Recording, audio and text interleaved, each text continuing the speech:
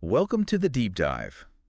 Today, we're diving into something really fundamental, human personality. Yeah, it's fascinating stuff. Totally. I'm keen to unpack how these traits shape us, and maybe more importantly, how we can actually talk about them well with, precision. Right. Our mission today is basically to take a good look at different personality traits, figure out not just what they are, but why they actually matter in the real world. We've got some great source material guiding us, including this dialogue that's almost like a mini personality test in action. Oh, nice. And lots of vocabulary breakdowns, too. The goal is for you, listening, to walk away with a much richer vocabulary for describing people, yourself included, which should lead to better understanding, better communication all around. Definitely. Okay, let's unpack this. And, that's really the heart of it, isn't it? Understanding personality isn't just sticking labels on people. It's really about getting a handle on the unique ways folks think and feel and behave. The real power, I think, is seeing how those differences mean different strengths you can leverage. Instead of trying to make everyone the same. Exactly. And practically speaking, this knowledge is just so valuable. I mean, whether you're trying to build stronger relationships or just communicate better day to day. Job interviews, yeah. Oh, absolutely. Job interviews are a huge one. Having the right words for both the positive traits and maybe the more challenging ones, that's a toolkit you'll use constantly. Okay, so let's build that foundation. Our source material defines personality pretty clearly. Yeah. It's the unique way a person thinks, feels, and behaves. What makes us different? Right. Like some people are quiet, others are super talkative. You've got serious types, playful types. It's all personality. Yeah. So what does this actually mean for you, the listener? Why is knowing this important for just getting through your day? Well, what's fascinating here is just how direct and practical this vocabulary is. Knowing the words and understanding the concepts helps in so many ways. Like what? Well, building relationships, making friends for starters. If you can grasp how other people tick, it makes a huge difference. Right. You get why your introverted friend needs alone time, maybe. Exactly. It's not a weakness. It might be where they do their best thinking or creating. And obviously, communication gets better. Definitely. And for anyone learning English, oh man, it's absolutely essential. Conversations, job interviews, like we said, just daily stuff. Yeah, answering questions like, tell me about yourself, or what's your best friend like? Precisely. Knowing the words makes it so much easier to answer, well, confidently and accurately. So the sources gave us this dialogue like a personality test scenario. Seems like a fun way to jump into some specific words. Yeah, using examples helps. Right. So imagine two people. Let's call them Alex and Ben. Alex's results came back saying, adventurous, outgoing, easygoing, but also a bit superstitious, maybe naive sometimes, open-minded, ambitious, and also reckless and clumsy, a real mix. Sounds like it. Okay. And Ben. He was described as extroverted, well-balanced, generous, outspoken, very diligent, magnanimous, eloquent, and daring. Quite the contrast in some ways. Yeah. So let's maybe start by unpacking some of Alex's words first, especially the ones that might seem a bit mixed or, less positive. Sure, sounds good. Let's start with outgoing. That's pretty straightforward. Someone comfortable talking to strangers, likes meeting new people. The opposite of shy. Exactly. Then superstitious. This is someone who believes certain actions or things bring bad luck. It's not about logic, really. Like avoiding black cats or walking under ladders. Yeah, or maybe Alex wouldn't make a big decision on Friday the 13th, that kind of thing. It's a personal belief influencing behavior. Got it. What about naive? Okay, so naive usually means someone who tends to believe things pretty easily, maybe because they lack experience or they're just very trusting. Like falling for scams easily. Could be. Or just accepting unlikely stories without question.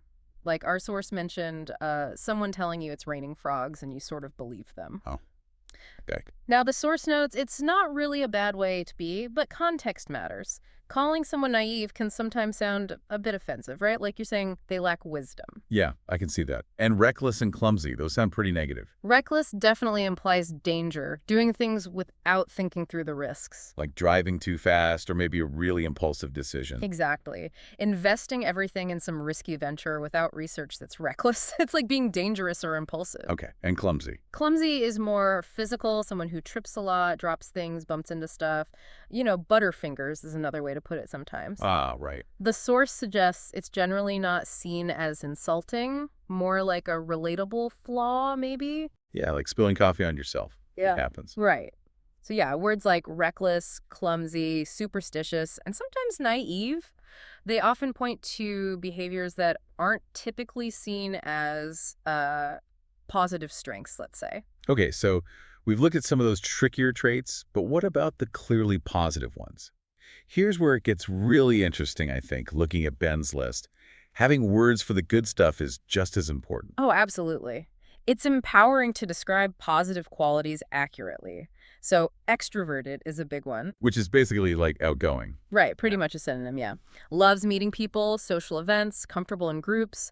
The key difference people often talk about is energy extroverts get energized by social stuff. Whereas introverts, Introverts, the opposite, tend to find lots of social interaction draining. They need downtime, maybe prefer one-on-one or small groups to recharge. makes sense. Mm. Okay, what else for Ben? Diligent. Ah, diligent. That's a fantastic word.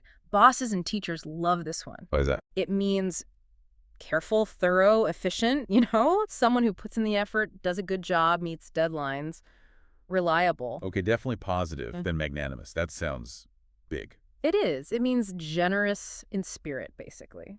Doing things for others, thinking about their well-being, not being selfish. Like donating a lot to charity. Huh. Or a leader taking the fall for their team. Exactly, those kinds of things. It implies a certain nobility of spirit. Very positive. Wow, okay. And eloquent. Eloquent means being a really good speaker, using language well, being persuasive, interesting to listen to, someone who can command attention with their words. Like a great presenter or storyteller. Precisely. And finally, daring. Okay, daring. This one feels like it could go either way. The source mentioned that. It can, yeah. It means willing to take risks. So how is that different from Alex being reckless? They both take risks. That's a great question. It often comes down to the thought behind the risk. A daring person usually takes calculated risks.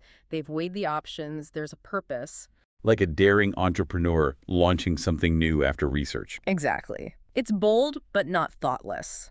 Reckless, on the other hand, suggests impulsivity, maybe ignoring the dangers, risk for risk's sake, or without thinking it through. Ah, okay. Calculated risk versus just jumping in. Something like that. Daring often implies courage and strategy, while reckless leans towards impulsivity and maybe a lack of foresight. That distinction is pretty important. Definitely. Okay, so we've got this great vocabulary now. Let's bring it back to the real world, like those job interviews we mentioned. How might Alex and Ben use these words to describe themselves? Right, this is where it gets super practical, that classic question.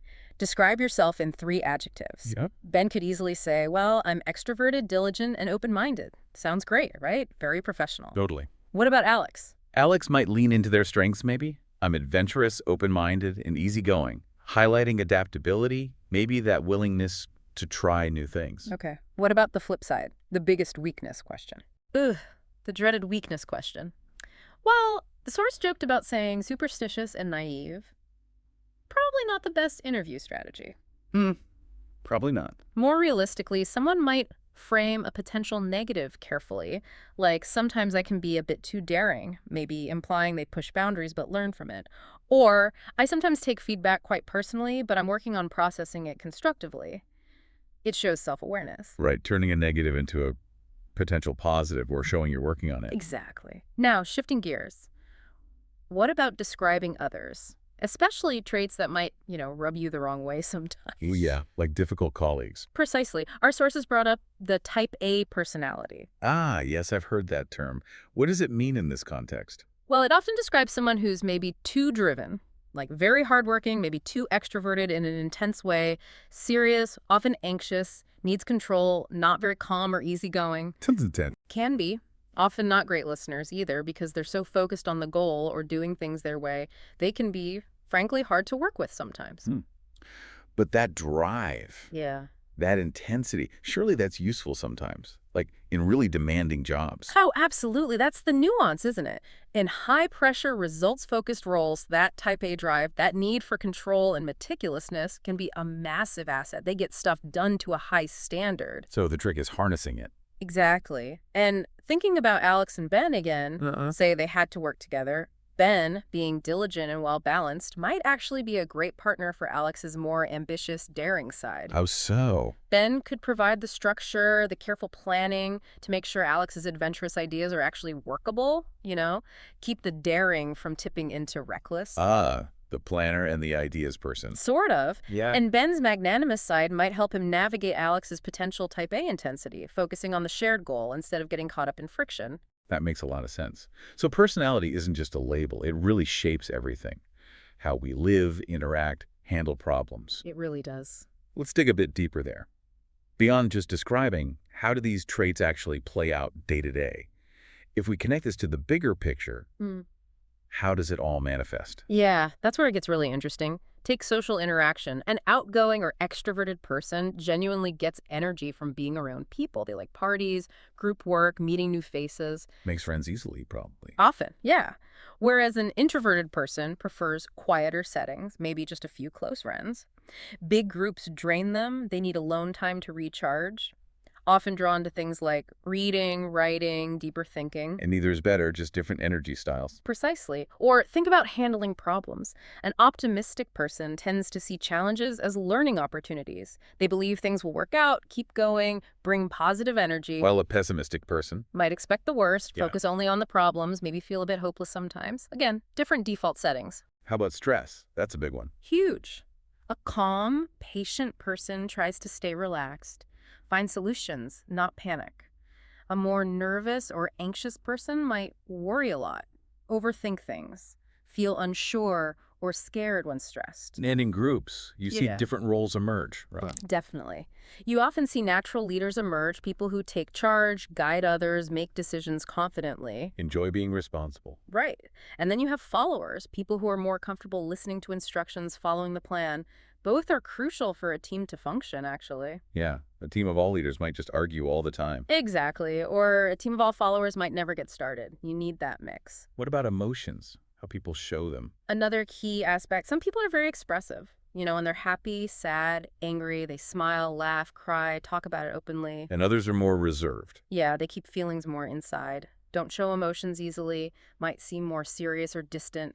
Again, it's crucial to remember neither way is inherently right or wrong. Just different styles of processing and showing feelings. Exactly. Understanding that difference is key to not misinterpreting someone's behavior. Okay, so understanding all this isn't just academic. It's not just about pinning labels on people. It's about using that understanding, right, to adapt how we interact. Absolutely. So what does this all mean? How does knowing Alex is adventurous and maybe reckless, while Ben is diligent and eloquent, actually help you interact with them better? Well, this raises an important question, doesn't it? How do you apply this knowledge day to day? Understanding these differences is fundamental for building good relationships, working effectively, and just avoiding unnecessary misunderstandings. Give me an example. Okay, say you're naturally talkative and you're trying to connect with someone quieter, more introverted.